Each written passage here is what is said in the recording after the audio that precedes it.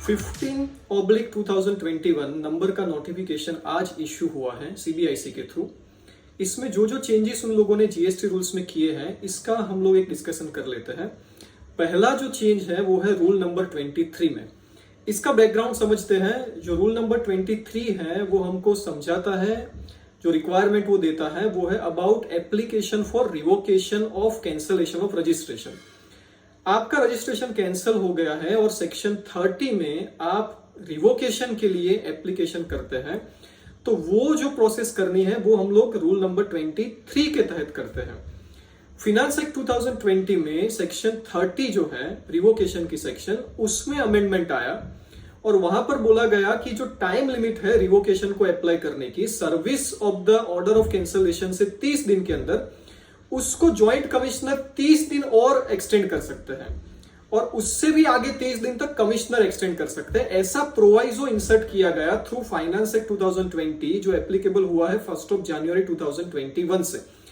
तो नेचुरली इसका जो करस्पॉन्डिंग इफेक्ट हमको रूल नंबर 23 में भी देना था, जो पेंडिंग था देना, और ये इफेक्ट दी गई है through this notification. Rule number 23 को अमेंड किया गया और वहां पर लिखा गया कि 30 डेज की जो टाइम लिमिट लिखी है 30 सबसेक्शन 1 में, या प्रोवाइजो में जो लिखा है 30 days by joint commissioner and another 30 days by the commissioner, ये इफेक्ट दी गई है रूल नंबर 23 में। अब बात करते हैं हम लोग जो रिफंड रूल्स में चेंजेस आए हैं उसकी। रूल नंबर 90, रूल नंबर 92 और रूल नंबर 96 में कुछ अमेंडमेंट्स किए गए हैं।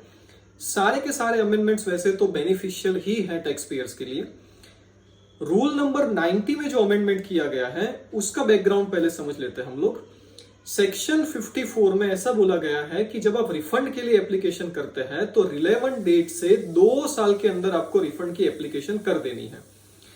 अब मान लीजिए कि आपकी ये जो 2 साल है वो कंप्लीट हो रहे हैं मार्च 2021 को और आपने रिफंड के लिए एप्लीकेशन कर दी।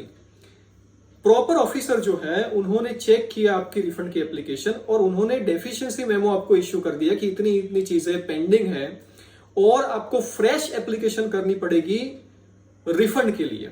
और ये जो डेफिशिएंसी मेमो आपके पास आता है वो मान लीजिए आता है अप्रैल 2021 को। अब जब आप फ्रेश एप्लीकेशन कर रहे हैं फॉर रिफंड, उस टाइम पे ये 2 साल की जो टाइम लिमिट है वो एक्सपायर हो चुकी है।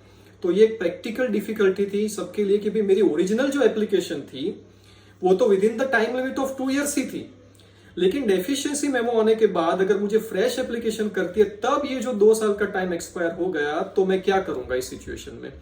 तो यहां पर रूल नंबर 90 में एक चेंज किया गया जिसमें अब उन लोगों ने बोला है कि एप्लीकेशन जब आपने ओरिजिनल की तब से लेके डेफिशिएंसी मेमो जिस तारीख को आपको कम्युनिकेट किया गया है तब तक का टाइम आपको एक्सक्लूड करना है फ्रेश एप्लीकेशन की टाइम लिमिट गिनने के लिए। तो इसका मतलब यह है कि फ्रेश एप्लीकेशन में वो टाइम बार्ड नहीं हो जाएगा बिकॉज ऑफ द डेफिशिएंसी।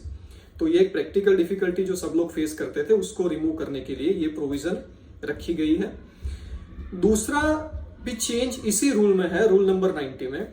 इसमें कई बार ऐसा होता है कि मैंने रिफंड के लिए एप्लीकेशन कर दी, फिर मुझे लगा कि यार मैं रिफंड के लिए एलिजिबल हुई नहीं, या तो फिर मुझे लगा कि भाई ये मेरा कोई आउटवर्ड टैक्स की लायबिलिटी बन रही है जिसके सामने मैं इनपुट को सेट ऑफ कर सकता था।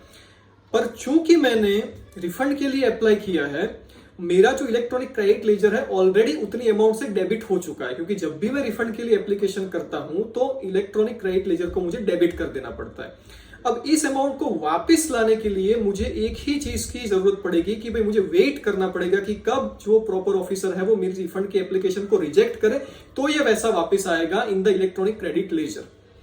Withdrawal of the application for refund का कोई प्रोविजन रिफंड रूल्स में नहीं था, तो यहां पर एक नया प्रोविजन डाल दिया गया कि आप RF301W नाम का फॉर्म एक फिलअप कर सकते हैं और इस फॉर्म के थ्रू आप अपनी जो रिफंड की एप्लीकेशन है उसको विड्रॉ कर सकते हैं। और जैसे ही आप उसको विड्रॉ करते हैं, आपकी जो क्रेडिट जो डेबिट हो गई थी इलेक्ट्रॉनिक क्रेडिट लेजर में because of making application for refund, वो फिर से क्रेडिट हो जाएगी इलेक्ट्रॉनिक क्रेडिट लेजर में। तो रूल नंबर 90 में ये 2 इंपॉर्टेंट चेंजेस किए गए हैं। अब आता है रूल नंबर 92 में क्या चेंज किया गया है।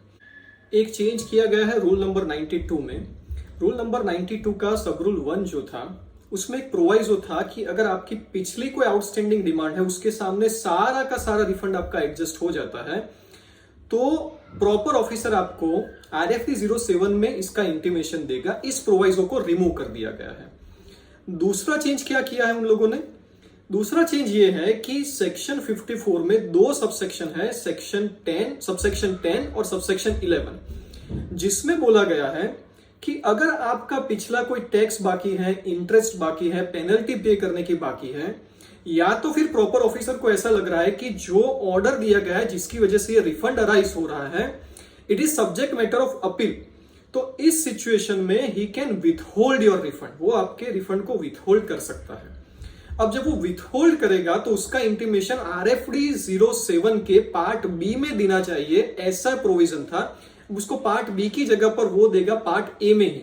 तो proper officer will issue you the intimation in part A of RFD 07 अगर आपका रिफंड जो है उसको विथहेल्ड किया गया है तो।